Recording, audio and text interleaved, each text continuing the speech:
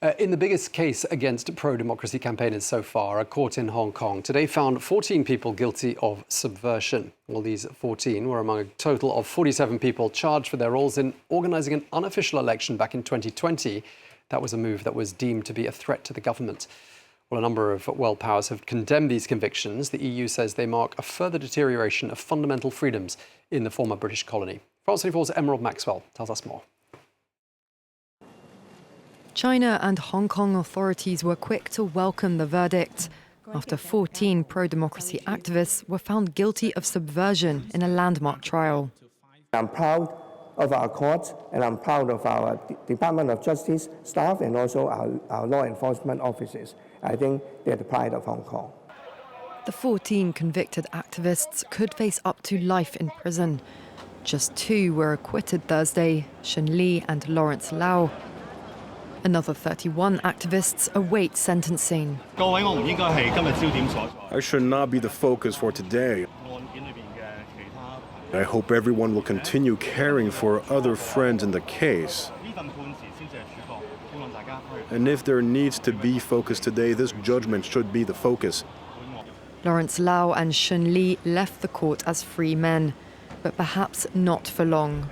As far as the 2 acquitted defendant is concerned, I am aware that the prosecutors have already indicated the intent to be filed the appeal for both.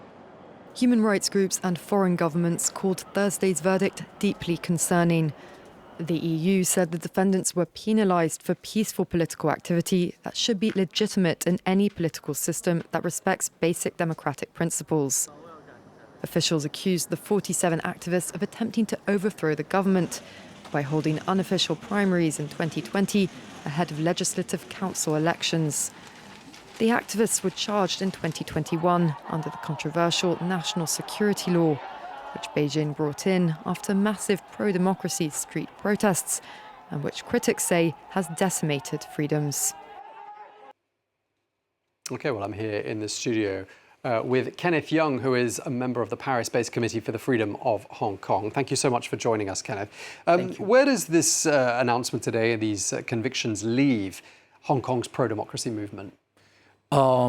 We think that this conviction, this verdict actually is very important because it would just open the first case, in the common law jurisdiction in Hong Kong about the subversion of state power. And this is very problematic that, the court used as an argument today is that it's the intention behind all this joint statement, because they just use a joint statement, which is called the ink without regret, as a kind of hard evidence to judge that they have this kind of intention to overthrow or subvert the state power. And of course, for this definition of state power is never clear. And then in a very minimal sense, and then you can presume that maybe even for the administration of the government can also be defined as a kind of state power.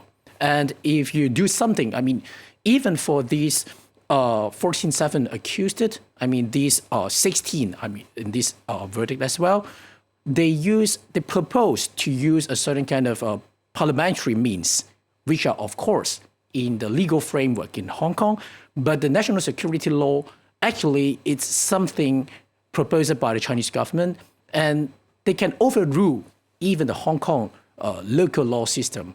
And then this is the thing that horror the Hong Kong people the most. Yeah, and do you think people there in Hong Kong will now be very afraid to go out on the street and voice their opinions? Do you think the authorities have basically won their battle, which is to silence that pro-democracy movement? Of course, yeah, certainly, yeah. I would also say that it's not just only to silence the people.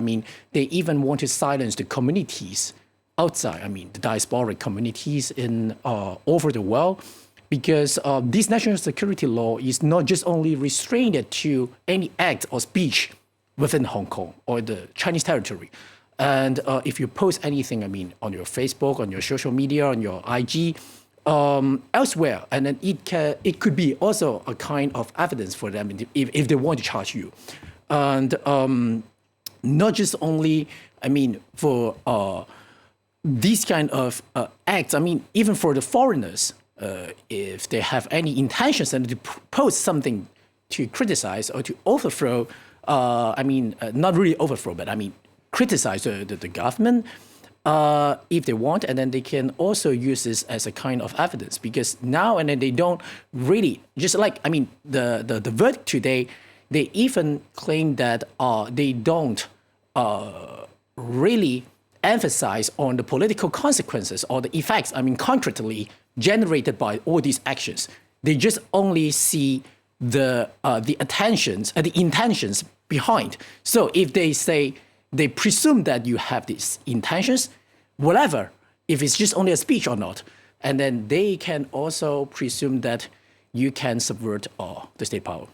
Okay, just talking about that election that was held in 2020. It was not an official election, was it? It was an unofficial vote. Mm-hmm. But nevertheless, about 13% of the population of Hong Kong took part in it. And do you think that's why it really angered the authorities there in Hong Kong? I'm afraid not. Actually, they just want to generate a certain kind of chilling effect. And you will see, actually, this kind of a very small number of people who came to do this kind of not official vote is just somehow kind of experimentation. And for them, I think they're quite afraid of all this kind of experimentation beyond institutional framework. First of all. And second is that they assume that they will even generate more popular support, which will also at that time, they could overthrow the majority in the parliament. And that's why they just cut down everything as soon as possible. Can you go to Hong Kong, or would it be inadvisable as someone who's spoken out against the authorities there? In the meantime, I would not prefer to go back because I'm not really doing something like declaring to overthrow the government. But all these things, even to criticize, or even when you talk with the journalists, and then they sometimes you just regard, the actions, like when you communicate with the politicians in Europe, talking with or discussing with the journalists here, or doing certain kind of presentations, even scholarly, they will also see it as a kind of threat. Okay. And just lastly, what do you think these last few years have done to Hong Kong's reputation as being this international city that people wanted to go to and invest in and even live in for long periods of time? Do you think that reputation has been forevermore damaged? Sure. When you see all these kind of world rankings, and then it's obvious a lot of investors, and then they're afraid. For this kind of national security law, and then it's boundless. Now and then they have also further new local security law passed in so-called parliament, which is now fully manipulated by the Chinese government and the Hong Kong government. And they can just do whatever they want. And these actually fear a lot of, not just only the foreign investors, for the scholars, for the creators. And then so far as I know, there are a lot of investors for the creative industry, just like movies, art. They are not there to go to Hong Kong because beforehand, and then you can still create a lot of different kind of things. You can just use different metaphors, different kind of images. But now, all these kind of things, it will just fall into a very dangerous situation because you need to do a lot of self-censorship. You need to please the population. In China, you need to please also the government, and then you need to even censor a lot of things that you cannot create. Yeah. So in this case, and then if I were the investors, for like movie industries, for art industry, and then I would not invest in Hong Kong, of course, and for the business as well. And then there are more and more possible threat towards the businessmen. Of course, until now, and then we still haven't seen any arrestations for the businessmen, but you never know. You never know. All right, we're going to have to leave it there because we're out of time. But thank you very much for taking the time to come and see us. Kenneth Yueng, member of the Paris-based Committee for Freedom of Hong Kong. Thank you. Thank you.